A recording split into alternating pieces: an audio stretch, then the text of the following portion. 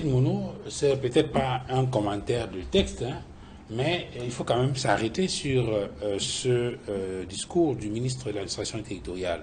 Le maintien de l'ordre, il faut le comprendre, c'est le MINAT qui parle, c'est le moulinex, et les malfaiteurs, ce sont les condiments.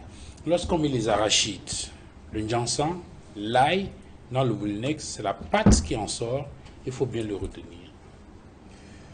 Déjà, Duval, il faut dire que si c'était la première fois que le ministre tenait ce type de propos, on serait en train de lui accorder des circonstances atténuantes ou faire des rapprochements avec les propos tenus par Nicolas Sarkozy. Les latins disent « errare humanum est, perseverare diabolicum ». Si c'était pour la première fois, on allait dire « bon, ça va, c'est sorti comme ça, c'est un lapsus ». Mais du moment où ça s'inscrit dans la continuité, ça devient problème. Si vous avez une haute personnalité ou un individu qui utilise un champ lexical qui fait référence aux ébats sexuels, aux parties intimes des femmes, aux parties intimes des hommes, à chaque fois qu'il veut utiliser une métaphore, il fait référence à ce qui se passe la nuit entre l'homme et la femme. Il fait référence à des choses bizarres qui se passent la nuit. Comment vous allez apprécier cette personnalité ou cet individu? Vous allez tout simplement dire c'est un pervers sexuel. Parce que toutes ces illustrations ne peuvent pas être orientées vers le sexe. C'est donc le problème avec le ministre Tanganji. Vous ne pouvez pas avoir un champ lexical dominé par des mots qui font référence à la violence, à la barbarie, aux menaces. Il utilise les abeilles, il utilise les ouragans, il utilise les scorpions, il utilise aujourd'hui le moulinex pour écraser des gens comme... Si c'était la première fois qu'il employait ce type de mots, on lui trouverait naturellement des circonstances atténuantes. Mais du moment où il le répète, il le reproduit, comme je l'ai dit tout à l'heure, un individu, chaque fois que vous avez à causer, même si ça concerne l'école, il fait référence à la femme, aux prostituées. Ça veut dire que c'est un pervers sexuel. Le ministre Katanganji, c'est un pervers politique. Ça veut dire que la seule chose qu'il s'est produit dans son langage d'homme politique, c'est le langage de la perversion. Ça veut dire la menace. Et cette manie de construire le discours autour des proverbes qui ne font pas parfois sens, des proverbes qui ne font pas mousser, qui ne font ni sourire ni réfléchir, ça pose problème. Vous vous souvenez du président Bobo de la République du Botswana, où il annonce des proverbes qui n'ont rien à voir avec la perception du citoyen commun. Il dit un oiseau sur le baobab ne doit jamais oublier qu'il a porté les lunettes un jour. Ça renvoie à quoi? À rien du tout.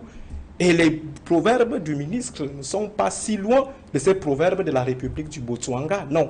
Quand on occupe une responsabilité assez élevée comme celle de ministre de l'administration territoriale, il y a un discours policier qu'on doit tenir. Et lorsqu'il convoque même la métaphore du moulinex, je pense que même là, il ne comprend pas que c'est limité, que c'est une métaphore limitée par rapport à la réalité recherchée ou par rapport à l'impact recherché. Il oublie par exemple qu'il y a des condiments qui bloquent le moulinex. Vous avez les rondelles qui bloquent le moulinex, vous avez le quatre côtés qui bloque le moulinex. Il y a des condiments qui bloquent le moulinex. Il oublie également qu'avec les coupures intempestives, le moulinex peut ne même pas fonctionner. Et les condiments restent intacts. Il n'intègre pas un certain nombre de réalités. Et il oublie qu'au-dessus du moulinex, il y a des broyeuses assez élevées. Par exemple, le concasseur. Le concasseur peut broyer à la fois le tenancier du moulinex et son moulinex. Et le concasseur ici, c'est le peuple. Donc quand le ministre se met dans une posture triomphaliste, il pense détenir l'arme fatale pour détruire les en bas d'en bas. Il oublie que les en bas d'en bas ont le concasseur. Et le concasseur a eu à concasser beaucoup de dictateurs, beaucoup de personnes qui étaient plus élevées, plus rudes, plus radicales que le ministre. Hitler avait été broyé par le concasseur, Mussolini par le concasseur, Louis XIV par le concasseur. C'est le peuple qui détient le plus haut niveau du moulinex. Donc il faut qu'à un moment donné, au-delà de la simple intention peut-être de faire rire ou d'amuser un peu la galerie, il faut qu'on sache que derrière les discours qui sont tenus, il y a tout un état d'esprit, comme je le précisais tout à l'heure, un individu dont les discours, dont les mots se situent tout simplement au niveau des parties génitales de la femme. Les parties génitales sont un pervers. Et maintenant, la question fondamentale, qui reste très pertinente, et là nous sommes très d'accord avec le ministre Katanganji, le problème de l'insécurité produite par les bensikineurs.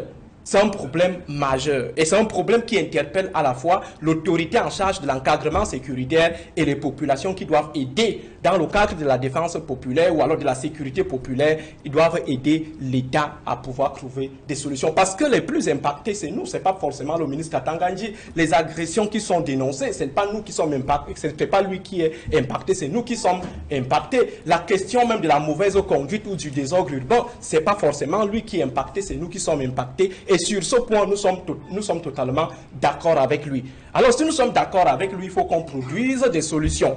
Malheureusement, heureusement, les solutions ont été produites. Le président de la République, son patron, a eu annoncé un bon nombre de propositions et en mettant le gouvernement face à ses responsabilités pour qu'il fasse des propositions qui vont amener l'État à pouvoir juguler le problème des bensikineurs. Malheureusement, ce discours, le discours cité tout à l'heure, je ne sais pas, il date de quand?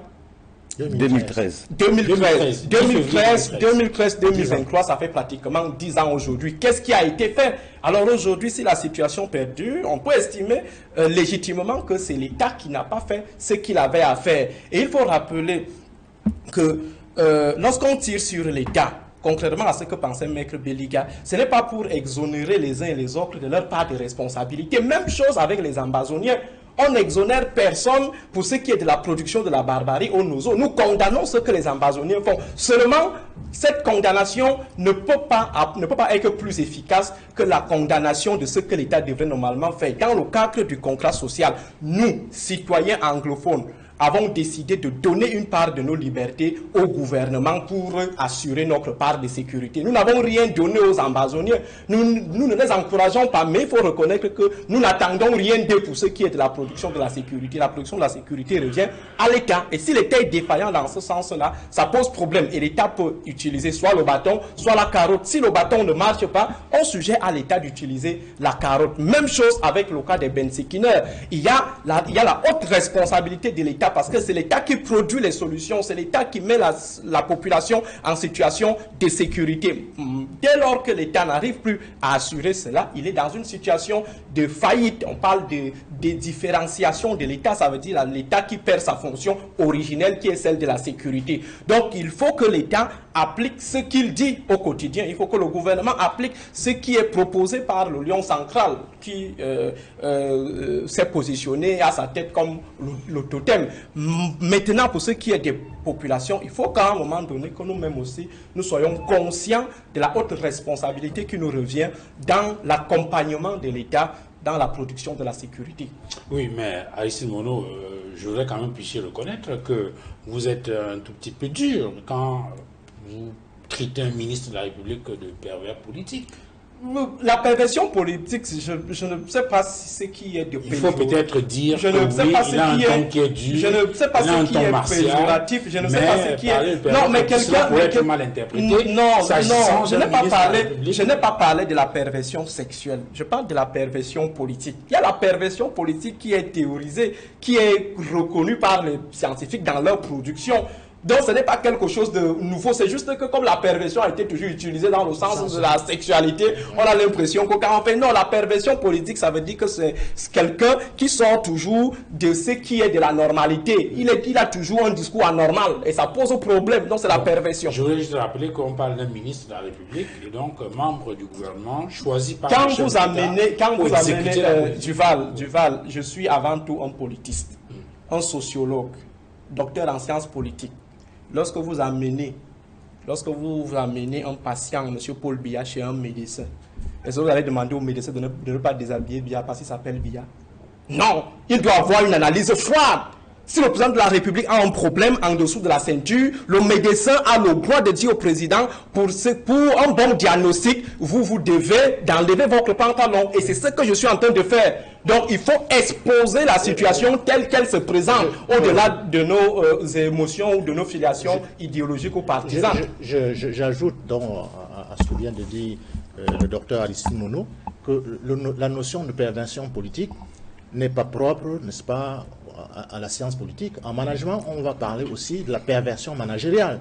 C'est un concept qui est largement discuté, n'est-ce pas, par les scientifiques. Et donc dire d'un ministre qu'il est un pervers politique n'est pas insultant. Vous savez, chacun peut considérer que ce n'est pas insultant. Tout comme lui peut considérer que dire parler de Moulinex, ce n'est pas insultant. Or, le débat est sur le Moulinex. On est en train de considérer que c'est insultant. Donc lorsque le ministre le dit, M. Monod dit que c'est insultant. Lorsque lui dit que le ministre est un pervers, ça c'est pas insultant. C'est ce que vous devez comprendre. Alors,